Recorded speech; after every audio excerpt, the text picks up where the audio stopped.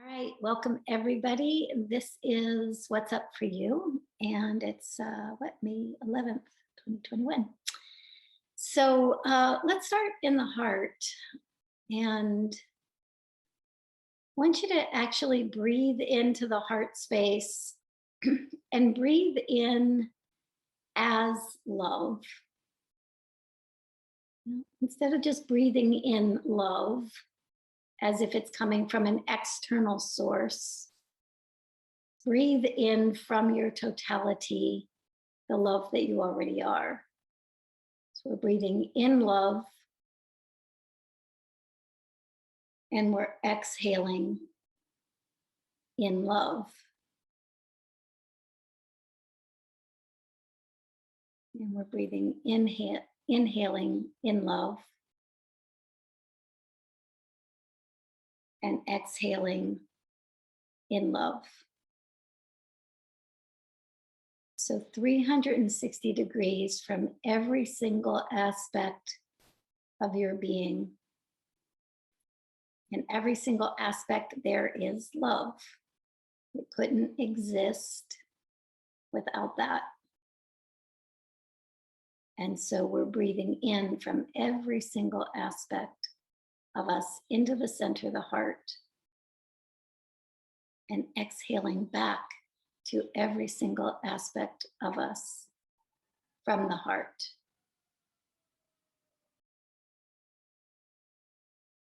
One more deep inhale as love from all aspects of your being. Exhaling as love to all aspects of your being.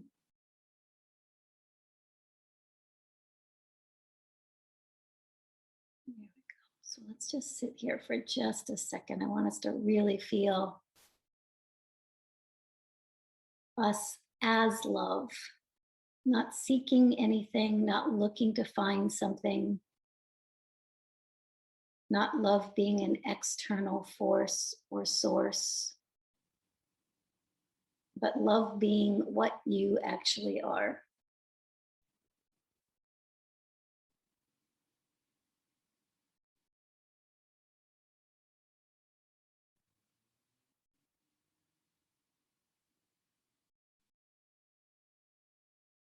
You might feel it like a field of consciousness or a spaciousness, a sourceness.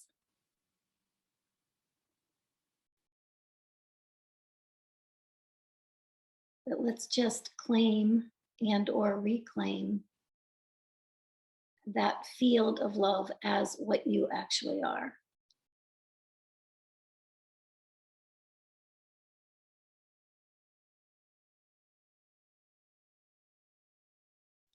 Because from there, truly all things are possible.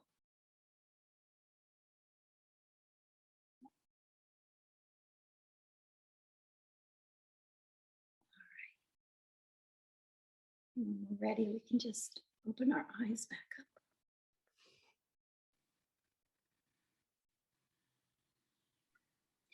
All right. If anyone has questions, that would be great because we don't have anything in the chat. Okay, put those questions in. And in the meantime, I just wanted to say I was driving from California to Arizona a couple days ago to go for Mother's Day, spend some time with one of my daughters. And on the way there, it was really evident to me. I was working with somebody over the phone. She was working with me, and we were working through some different pieces. And what I really noticed is this whole this awareness really came through, and man, did it stick. It was the awareness that where we create separation, where we create pain, where we create all kinds of experiences and expressions that we might perceive as quote unquote negative, we're creating all of those from a place of seeking love. We seek love because we don't know that we are it. And it hit me that really early on in my life experience, I was hospitalized for 16 days, and a lot of trauma came out of that hospitalization. And what I noticed, what I got to as we were going through this processing of this uh, information, this all of the all of the angst, all of the trouble, all of the pain, all of the suffering, all of the separation that seemed to come pretty much from that one event, and then others built upon it. What I noticed is in that moment, as a little person, as we always do, we're seeking the love of our parents. Yeah. And so, is it possible that we create something? Either we take on something so that we can be in love of them, or supporting them as little people do with their parents, absorbing, again, feeling like that's a way of loving them and or receiving love, and or do we create different experiences in our reality so that we receive love? So if we are somehow um, feeling like we're not receiving love, and we expect that we should be getting it from the outside in, isn't it probable that we would create some reality so that we could be nurtured, so that we could be loved, so we could be supported? Yep. And so we could draw to us an attention point that would indicate love to us. And my question to myself, since for 3 days now, and the reason why we did the meditation this morning the way we did it, is what happens if we are love? I mean, really, what happens if we are love? Because if we are love, then we're bringing everything to us, right? So if there's a discomfort, or if there's a conflict, or if there's a stress or an anxiety or a condition or whatever, can we bring that to ourselves as love? We also have a tendency as a human race to, because we believe things are outside of us, we have a tendency to either look outside of ourselves for that, let's say, a solution or a remedy or a neutralization of that energy, and or we push things back out and away from us when they're challenging. So when we have a challenging situation, the first thing we want to do is throw it out, get it out, get it away from us. And we would only do that if we didn't know that we were love. Because if we knew we were love, we would gather it up and bring it in. Yep, this problem, this challenge, this whatever, come on, love is big enough, right? Love is full enough. Love is powerful enough. Love is all that is, ever has been, ever will be, right? It's enough. It's plenty, So what happens when we bring that internally? And so I've been sitting with that a lot, and also sitting with the concept, the idea. If children were taught from the very beginning, if we were all taught from the very beginning that that's what we were, I mean, that one teaching, that one premise, you're not here to seek love, you're not here to get love, you are it. Think about the way a child would be treated. Think about a way a child would be know themselves in the world, and think about the way this world would be. And so let's see if we can't do a little bit of reversal of that today, and yeah, be what we are, be love. Yeah. Sharon, do you have something for me? I do, and I think this ties into where we are at. So it's actually from a mom, and it deals with the son, but Okay. it around. It says, my son's very first Mother's Day message had had to share. 18 months ago, we thought he was at elementary school comprehension. Loving you is one of the easiest things I do. Your patience, your trust, your never-ending support. Loving you is the easiest thing I ever do. The way you speak to me, the way you treat others. Loving you is the easiest thing I do. Because of you, I now have a voice people listen to, a real education, a life I never knew. Loving you is the easiest thing, is his message. Okay, so we'll start right at the beginning with the tears. So, oh, damn. Hoo-wee. Beautiful, beautiful, beautiful. So I want to do something because talk about this kid having a voice and being able to penetrate those of us here, and we take that out into the world. Sharon, would you read it again? And this time when you read it, I want each of us to hear it as it is being read to each of us, and that it is a reflection of the love that we are, what we just talked about. Okay, so. Loving you is one of the easiest things I do. Your patience, your trust, your never-ending support. Loving you is the easiest thing I do. The way you speak to me, the way you speak about me, the way you treat others. Loving you is the easiest thing I do. Because of you, I now have a voice people listen to, a real education, a life I never knew. Loving you is the easiest thing I do. Save that, my dear. And whoever put that in there, is it okay for me to send that out to a broader audience? Because I would love for people to receive that. Yeah, yeah, okay, thank you. So her question is, Mhm. what are you seeing in the energetic field that is supporting our kids, and what else to do to support their embodiment?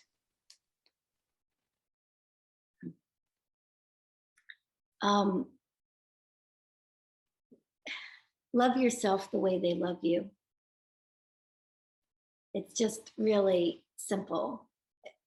It's where we're continually looking to support their embodiment or to support them in their embodiment, but their embodiment has to do with being able to be here as love, right? Be here as love. And so the best way for them to be here as love is to have a frequency to match love. Yeah. And so as we offer ourselves that, as we literally, and that's what why I wanted that statement that amazing child made, to be really heard and received, is because when we really receive it and we know that we are it, this population shows up a whole lot faster. They need the frequency of love. Yeah. They need the frequency of love to be here. And it sounds like you already have a really amazing start, or you wouldn't have gotten that reflection in the first place. So, okay. I find myself feeling like I don't know much these days. Now that my heart is open and full, I am so conflicted about what science isn't. I used to be scientific, and now when I am engaged in conversations about science, especially now with biologics, how the body works with respect to the vaccines, I really don't know what the heck to believe. If we are everything love, then can anything really, really hurt us unless we believe it will? Right. So, so I think the important part of that question is the word believe. So it's one thing to believe something. If I can say I don't believe that I believe I'm invincible, and therefore I can step out in the street and won't get hit by a car, right? I can believe that, But there's a difference between believing something and knowing it. There's a difference between believing it and embodying it.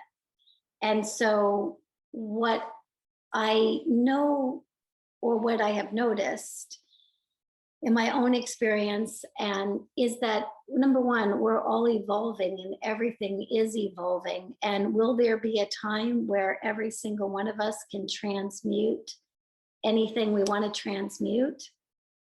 Absolutely. Why not?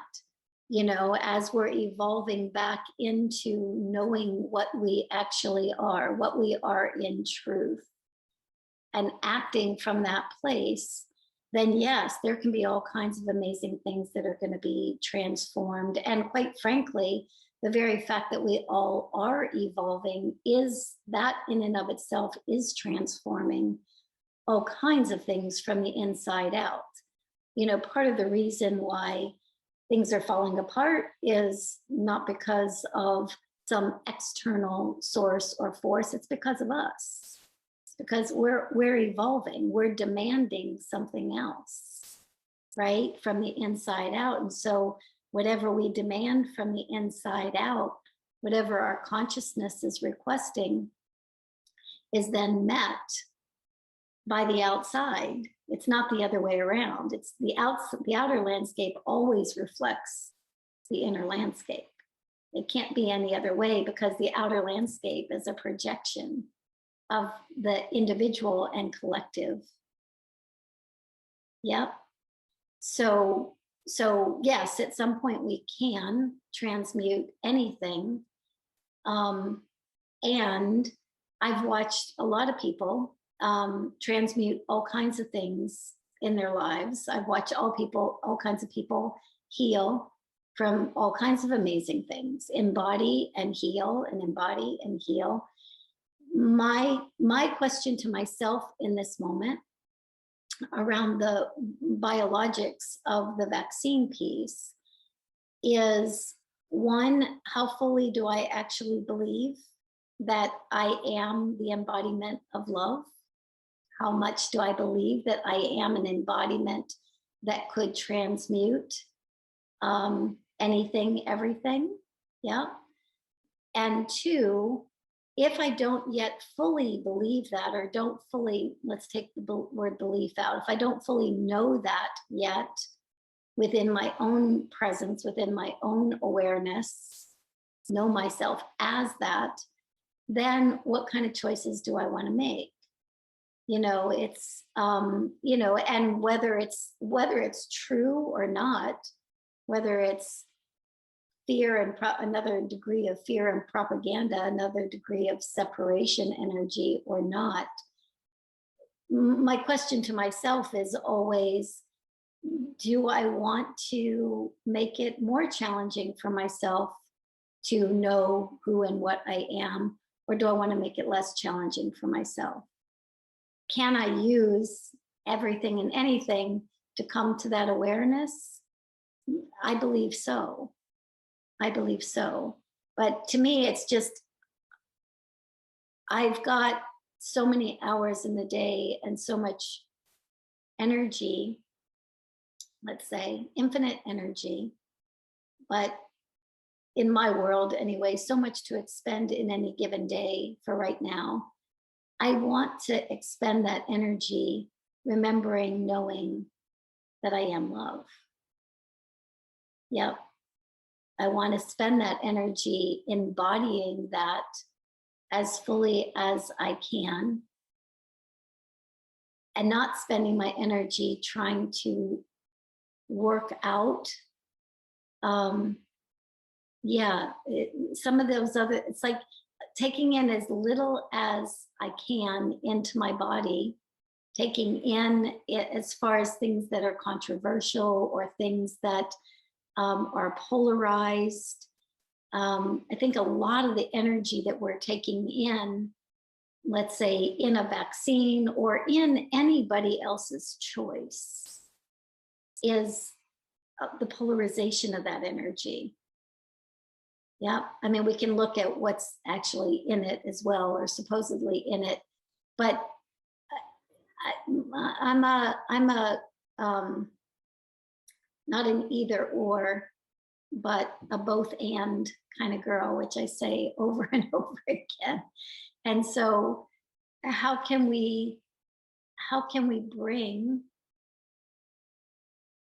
what we want to bring to us? And quite honestly, I mean, is it even true that some of these things that are being suggested that we must have, is that true? Is that true in love? Yeah. I, yeah.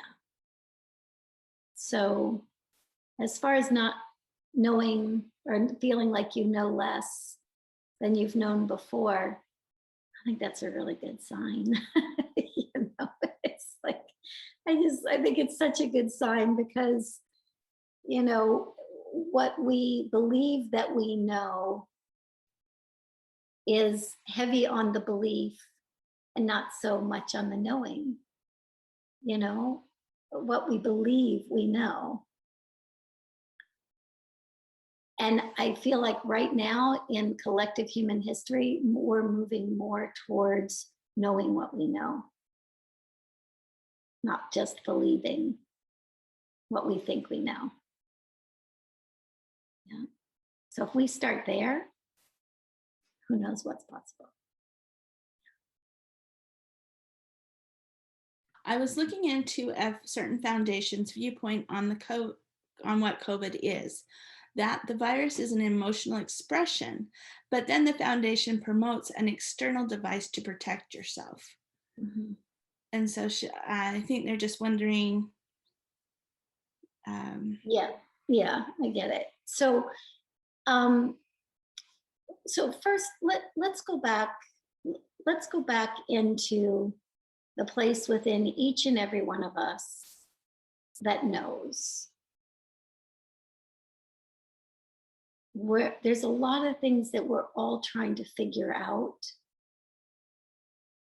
and all of those questions are based on really somebody else's understanding of what this thing is, you know, how it might impact us, what we can or can't do about it.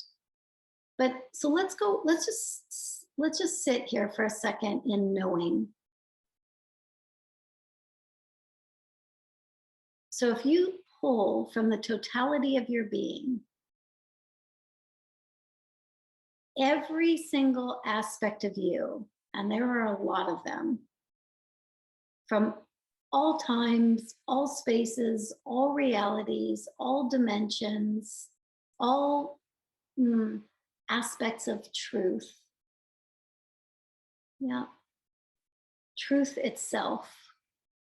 If you pull that energy close to you, you pull that in as your knowing.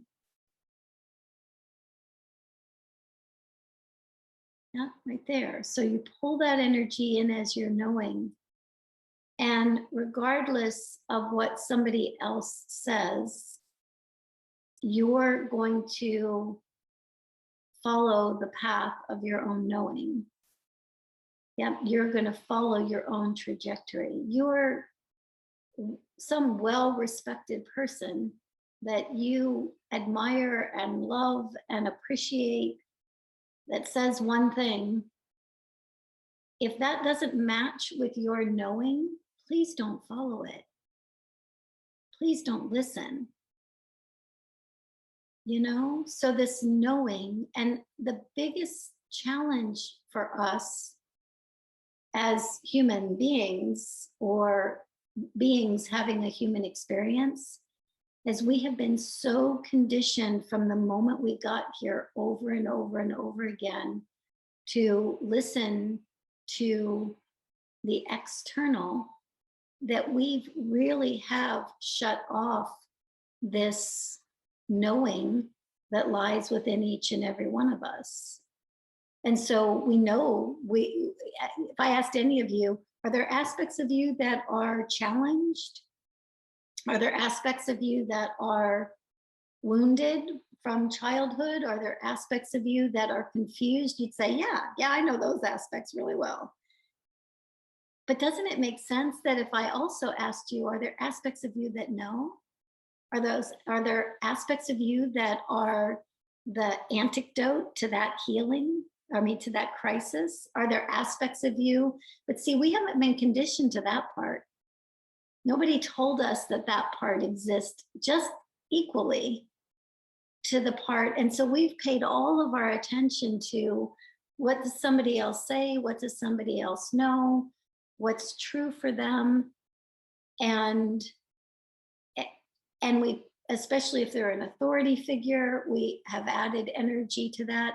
But let's pull in all the parts of you that know, all the parts of you that have lived this same kind of experience in other realities, in other timelines. Yeah, what did you learn from that experience so that you know something different now? And as we pull all that energy in, we're going to notice that just about everything in the world that is external to that knowing is a contradiction. So there will always be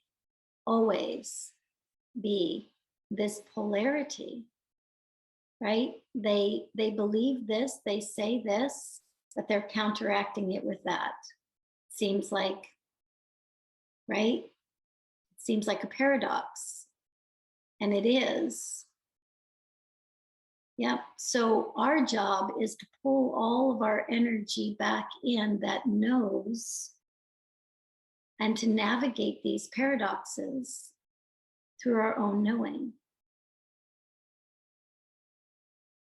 Yeah, making our choices step by step instead of having it be a this or that. It could be a both and. Instead of being an either or, it can be I'll take this piece, but this piece doesn't really serve my knowing. And it could be the same person that you're saying yes to and the same person that you're saying no to, usually within the same sentence, including me. So, yeah. I hope that's helpful. All right, next question. Taking into account what you were saying to a question ago, I know I am transforming and beginning to make quite big changes or allow these changes, but many people around me are still in 3D fear matrix, and this makes me feel I'm going a little crazy. Is this our outer reflection of our own fears? It could be, but well, let me say it this way. Everything that is external is some form of projection, either from the individual and or from the collective. In this case, what I would say is as we know that we're evolving, as we know that we are more embodying, let's say truth, not a truth, but the truth of who we are. The truth of who we are is the same truth that everybody else is. The truth of who I am is the truth of who I am as love, as a spark of the divine, is the exact same truth that you are as love, as a spark of the divine. There's no separation there, could not be any separation. There might be a difference in the degree to which somebody knows that, but there's no separation in that at all. So when we go to this place of the external, right? The external, and it can be very crazy making. I know I've experienced that quite a bit, feeling like, you know, you can feel like you're the only person on the planet who feels the way you do. What I noticed in my own experience is if I was in my knowing and walking through the world, in those moments, that outer landscape didn't bother me. It didn't, it didn't irritate me. I might play with it a little bit to see what it's like, but it didn't bother me. Whereas if I was in my own polarization or in my own separation, if I was in my own feeling of like, I'm right, they're wrong, I'm good, they're bad, or I'm bad, they're good, you know, whatever the dance of the mind is, that's when that outer landscape seemed to be a little bit more crazy making. From this place of knowing, we can look at the outer landscape, and there's a lot. I mean, there's a lot that just flat out doesn't make sense, right? It's like it just doesn't make sense, no matter what side of the fence you fall on, no matter what your belief systems are. It just is all over the place right now. And so to me, that's just an indication there that there is an awful lot of dismantling so going on, and nothing can really hold true, because it's not true. It's not true. So if we go into if we again pull in this energy of our own knowing, of what knows, pull in all the aspects that know themselves as love, know themselves as the totality, as the wholeness, as the essence, right? If you walk through the world as that, what I guarantee is, one, you probably will set some people off, so they might act crazy around you, right? And or two, well, two is a given. You will be creating that spark of the divine, the spark of that love that they are within them, right? So that is going to happen. You are going to create that spark within them. How they act or how they react to that spark may vacillate depending on where they are in their own growth. But the fact that you don't have to say anything to them. You can just walk through a space and you are going to activate that part of their knowing. The part that you know activates the part of their knowing that they can know. Yeah, it's just, that's entanglement. I mean, that's just the frequency. A higher frequency is always going to offer an opportunity to a denser frequency. Yeah. So the craziness part of it is where we might get pulled into, and it's very easy to do. We might get pulled back into this idea that, well, wait a minute, are they right or am I right? Again, now we're in polarity. So as soon as you feel that crazy making part, go right back to pulling in all those aspects of you that are already whole, that are already total, already love. And then look at the same picture again and see if it changes, because it probably will. Yeah, I hope it. All right, that is it on questions. Okay, cool. Let me, so again, let's go back in again. Let's just right into the heart space. Not necessarily because for any other reason other than it's the center of us, so to speak. And the heart is really good at having, let's say, dimensional access when it's open and when we're with it in the moment. So again, let's have the heart act as a magnet. And it's magnetizing everywhere where we're already whole, already where the aspects of us that know the essence of our own being, that knows what we are in truth. And let's magnetize to us all of those aspects that can and have already lived that truth, lived from that place, expressed from that place.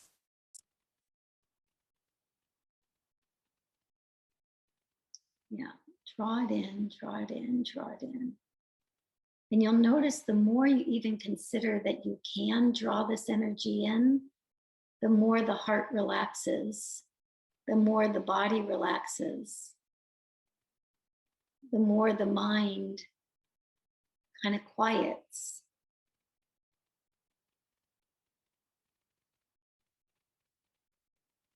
So we've only been fed half the equation.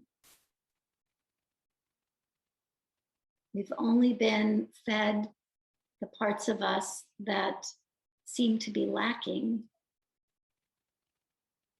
But there are equally vast aspects of ourselves that aren't.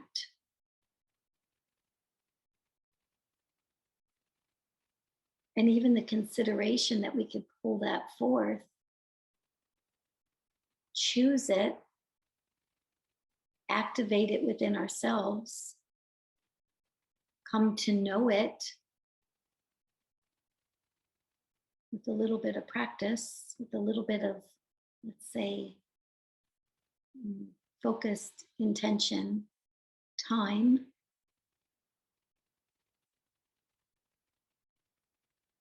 Then we really begin to create an outer landscape, an outer world that is based on our capacity, not based on our limitations.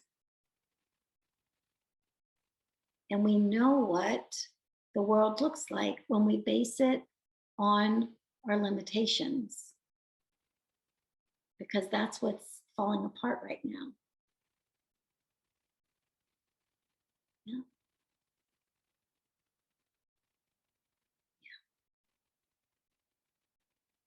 So even today, if you just spent a little bit of time knowing yourself as love,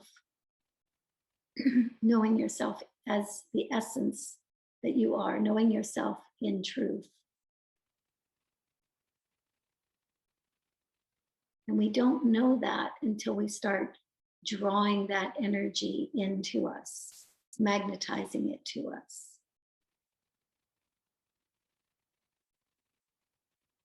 Yeah, so play there and see what happens to your outer landscape, okay? All right, lots of love, everybody. Thanks for making it, and I will see you next time, okay? Bye.